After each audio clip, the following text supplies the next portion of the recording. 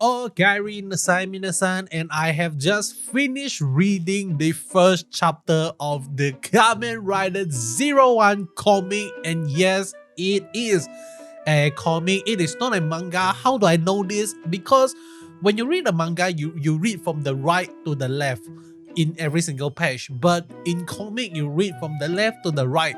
And when I'm reading the comic of Kamen Rider Zero-One, I am actually so confused because at first I read it from the right to the left and I was like, God damn, this doesn't make sense. So I tried to read it from the left to the right and everything makes sense. Okay, so this is a comic, not a manga, which quite surprised me, not gonna lie. But with that being said, let us talk about the chapter. What is the story and when does this actually take place? I would assume that this take place right after the final episode of Kamen Rider Zero-One, because we still see the war, not the war, the city is in shambles, there's a lot of chaos happening. So this is not happening after the spin-off movie of the Matsubo Jinrai Network and also the Vulcan spin-off movie, because in those movie itself, if you haven't watched it, spoiler alert, in those movies, the Matsubo Jinrai Network actually killed themselves and Vulcan actually used the Zero-One driver temporarily. Okay, so this is really interesting stuff because I really love how they actually jump straight into the serious topic in the comic itself. They jump into the serious topic on whether or not the thing that they are actually doing are good or bad for fighting the rock AI, by because they, when they actually, after the dust settled, yes, they, in a perspective, they actually save the world, save the city.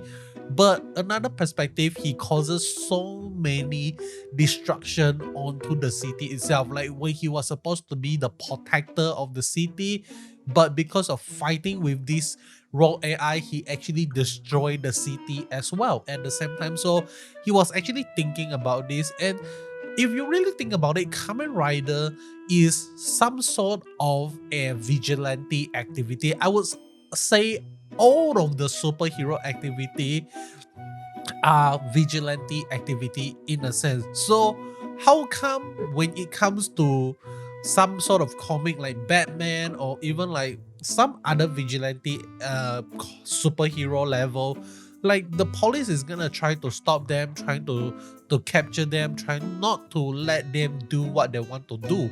But when it comes to super being like Kamen Rider and all the stuff, most people are just okay with the idea that hey, there is a protector on this world, protector in this city, something like that. So I'm not so sure how much they are actually gonna delve into this topic, but they actually started the manga, started the first chapter with Vulcan, Valkyrie, and also Aruto and Izu discussing the possibility that he might actually get sued by the people for causing so much damages. So like I know Aruto is like he is not ashamed, you know, like he do what he needed to do, but at the back of his mind, he still think like, hey, maybe I'm wrong. Maybe this is not the best way to do things.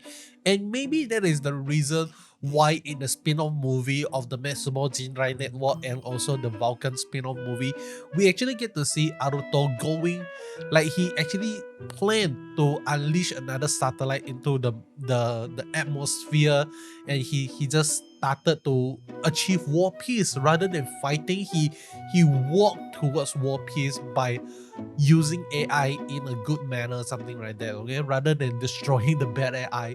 So this is really interesting stuff. Another thing that I really love about the comic itself is how they immediately introduce the relationship between Izu, Aruto or Haruto, I forgot already.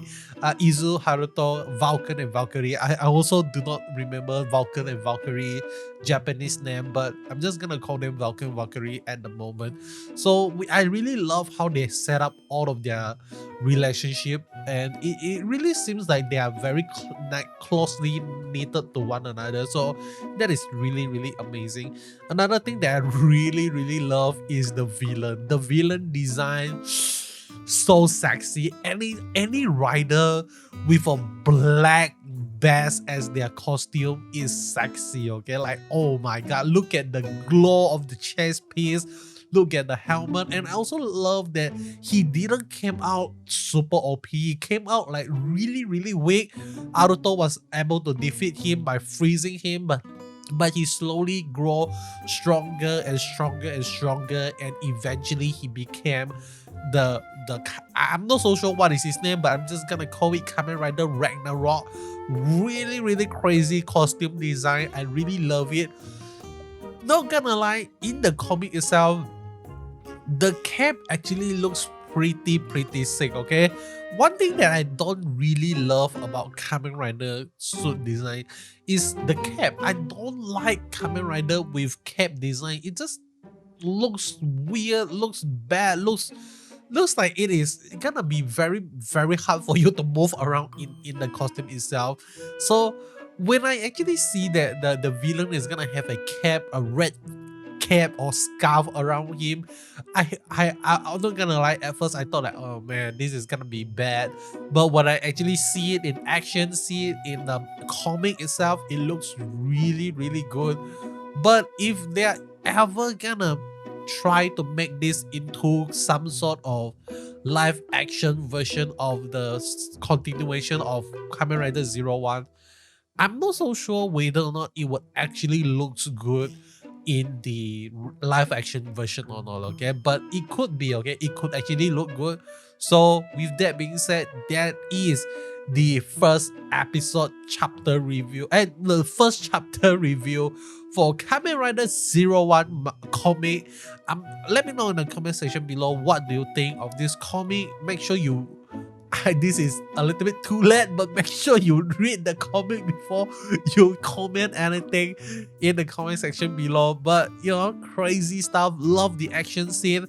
Oh, one more thing that I want to mention is when I'm reading the comic, every time when I saw something that is a reference to the live action, to the original, to the main series itself, I would always put the sound effect of the main series into my mind when I'm reading the chapter itself. Like when Aruto make the joke about the what do you call the what do you say about the restaurant on the moon, like good food, no atmosphere, and then in my mind I imagine him screaming Aruto Jan Naito and something like that, okay? And when he is using like rising hopper, is like auto rise, and I imagine the sound effect and all the stuff when I'm watching this comic. So maybe that is why it feels so much more better for me, because I am able to visualize the audio cue in my mind. I'm able to know what it could actually sounds like. And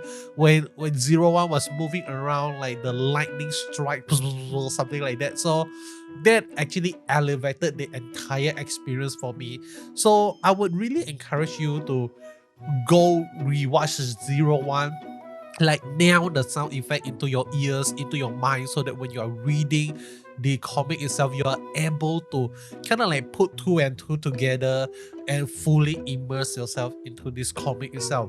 So that is all for me for real this time. Hope you enjoyed the video. If you like what you see here, how about you henshin that red button into a silver one, and I'll be seeing you guys on the next one. Goodbye.